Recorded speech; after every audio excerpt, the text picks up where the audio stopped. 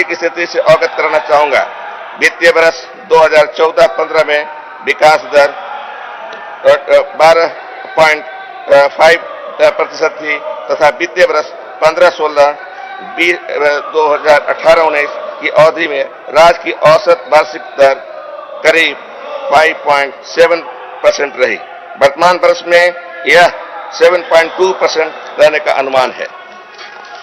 प्रति व्यक्ति आय स्थिर मूल्य पर चालू वित्तीय वर्ष में 65,802 रुपये अनुमानित है, जो गत वर्ष 62,345 रुपये थी, जो 5.5% की विकास दर पर प्रदर्शित करती है।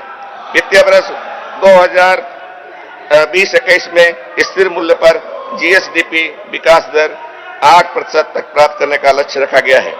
वित्तीय वर्ष 2020-21 में 10.17% की वृद्धि के साथ वर्तमान मूल्य पर प्रति व्यक्ति आय 92,094 रुपये होने का आकलन है, जो वित्तीय वर्ष 2019-20 में 83,592 रुपये तथा 18-19 में 76,019 रुपये थी।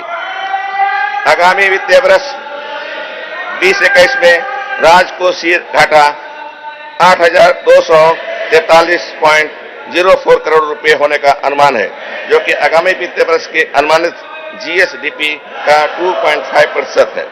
अध्यक्ष महोदय, सदन के सहयोग से राज्य के विकास रथ को आगे ले जाने के लिए मैं वित्तीय वर्ष 2020-21 के बजट में विभिन्न प्रक्षेत्रों में सरकार द्वारा तैयार किए गए महत्वपूर्ण प्रस्तावों की संक्षिप्त विवरणी प्रस्तुत करता हूं।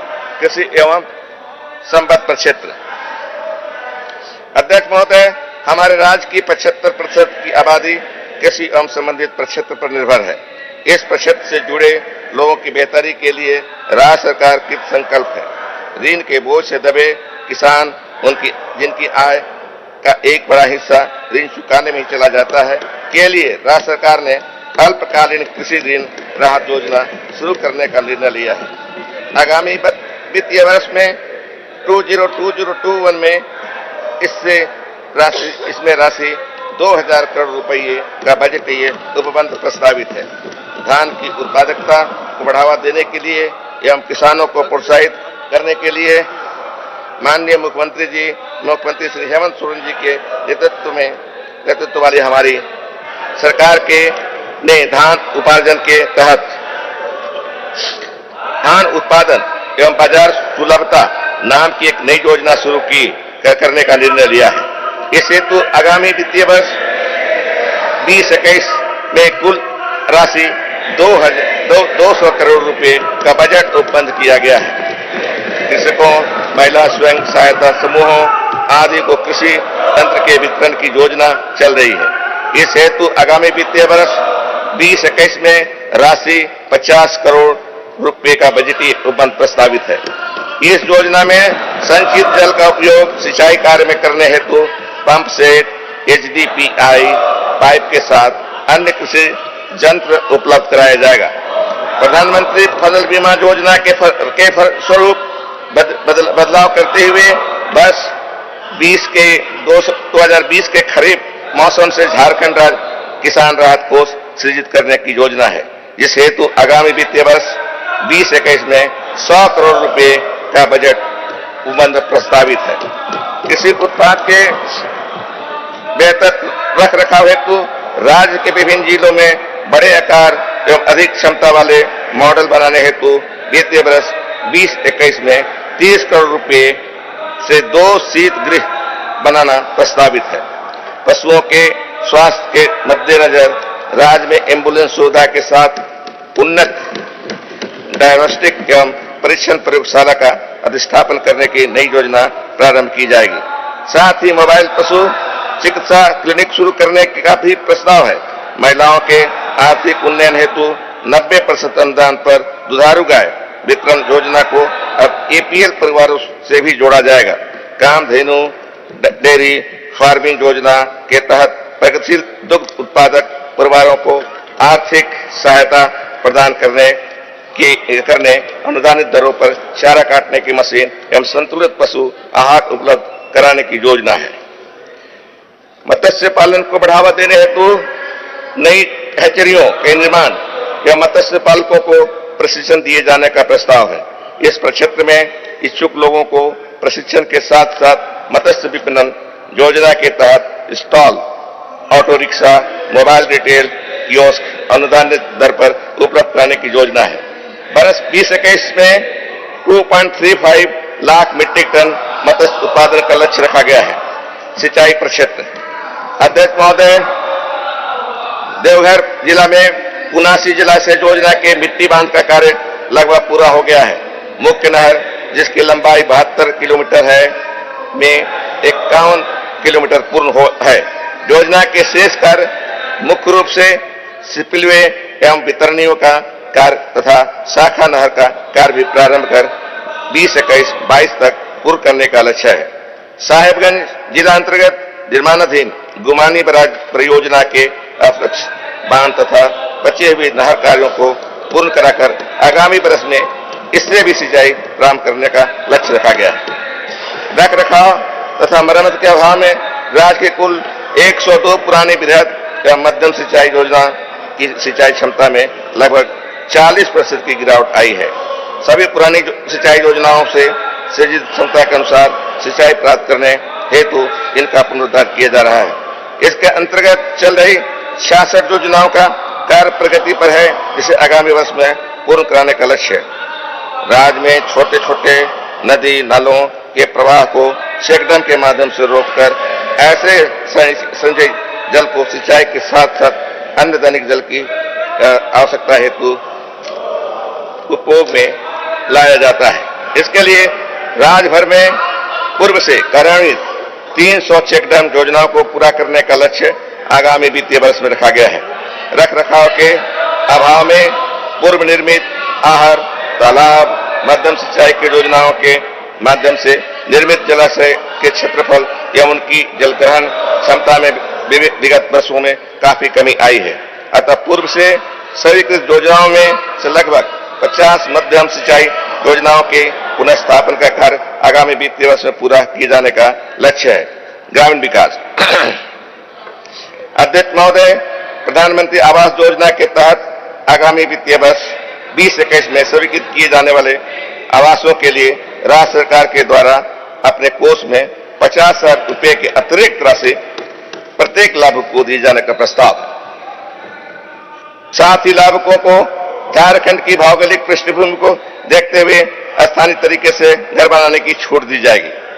प्रतीक्षा सूची से छूटे लाभुकों के लिए बाबा साहब भीमराव अंबेडकर आवास योजना के तहत 5,000 आवास बनाए जाएंगे। इस योजना हेतु वित्तीय वर्ष 2021 में 4,199 करोड़ रुपए का उपबंध किया गया है। मनरेगा के अंतर्गत उन्नति परियोजना को माह दिसंबर 2019 से प्रारंभ किया गया।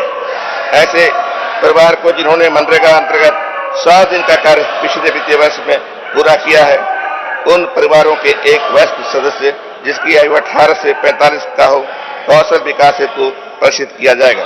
मनरेगा योजना का अन्य विभाग के साथ अभिसरण कन्वर्जेंस किया जाएगा तथा गुणवत्तापूर्ण परिस्थितियों का निर्माण राज्य सरकार का मुख्य फोकस होगा। वित्तीय वर्ष 2021 में 50 प्रखंडों में क्लस्टर फैसिलिटेशन टीम परियोजना का क्रियान्वयन भी किया जाएगा। इससे बड़े पैमाने पर मनरेगा की निधि से जल छाजन सिद्धांत पर कार्य कर ग्रामीणों को कृषि आधारित आजीविका से जोड़ा जाएगा। आजीविका संवर्धन हेतु धान की खेती, बकरी पालन, वनोपज, मुर्गी पालन, सब्जी की उन्नत खेती एवं औषधीय पौधों के उत्पादन जैसे विभिन्न गतिविधियों के माध्यम से वर्ष 2020-21 में लगभग 1 लाख और परिवारों को जोड़ने का लक्ष्य रखा गया है।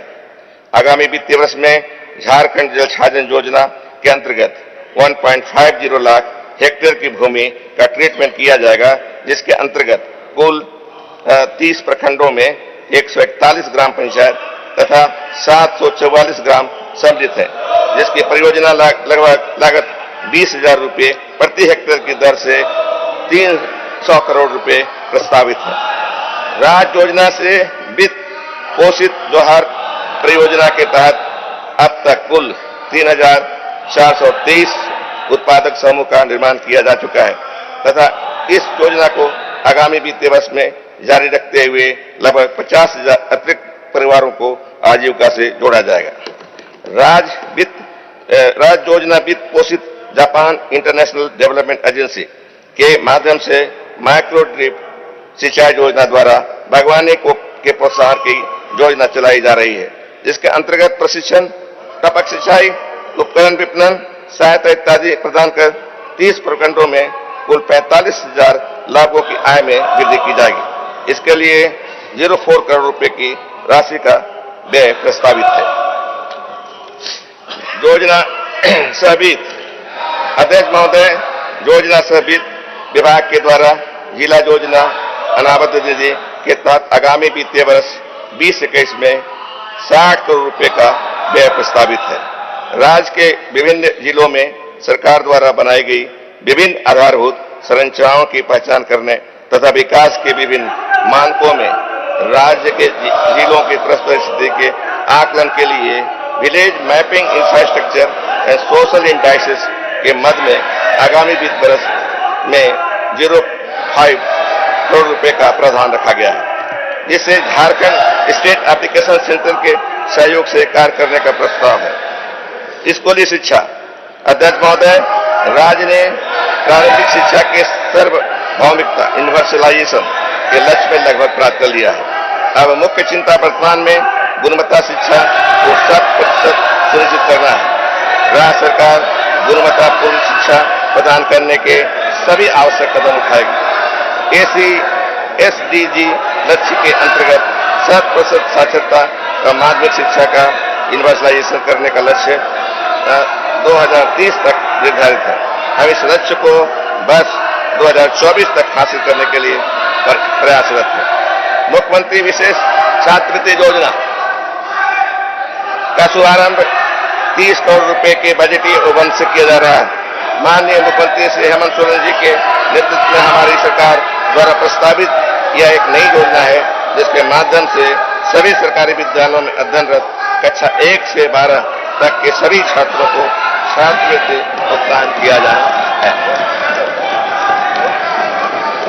प्रत्येक जिला मुख्यालय में एक विद्यालय को उत्कृष्ट कोटि की आधारभूत संरचना, लैब, पुस्तकालय, डिजिटल वर्ग कक्ष, पर्याप्त कंप्यूटर तथा गुणवत्तापूर्ण विषयवार शिक्षकों के उपलब्ध कराकर गुणवत्ता शिक्षा को बढ़ावा देने पर राज्य सरकार विचार कर रही है। इस कार्य हेतु 240 करोड़ रुपए के बजट उपबंध का प्रस्ताव है।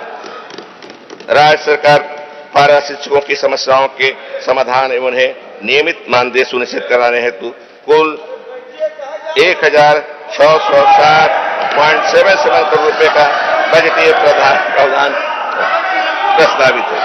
मध्याह्न भोजन योजना के अंतर्गत कार्यरत रसोइया एवं सहायिका के मानदेय में 500 रुपए प्रतिमाह की वृद्धि किए जाने का प्रस्ताव है, जिससे अब उन्हें मानदेय के रूप में 2,000 रुपए प्रतिमाह मिलेंगे। इस पर 41 करोड़ रुपए का अतिरिक्त व्यय होगा। आगामी वित्तीय वर्ष में 15 झारखंड आवासीय विद्यालय भवन का निर्माण पूर्ण कराते हुए उन्हें पठन पाठन कर प्रारंभ किया जाएगा। इस पर 65 करोड़ रुपए का व्यय प्रस्तावित है।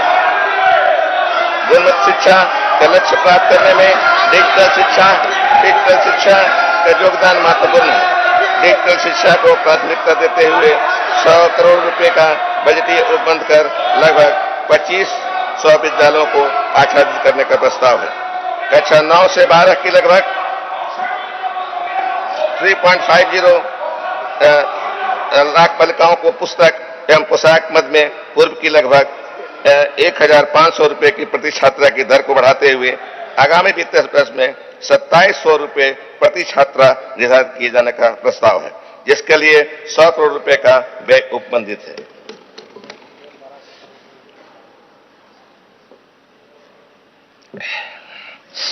आकांक्षा योजना के तहत जी एवं मेडिकल एग्जाम के लिए मुफ्त कोचिंग चलाई जा रही है, जिसमें प्रति वर्ष 80 विद्यार्थियों का नामांकन किया जाता रहा है।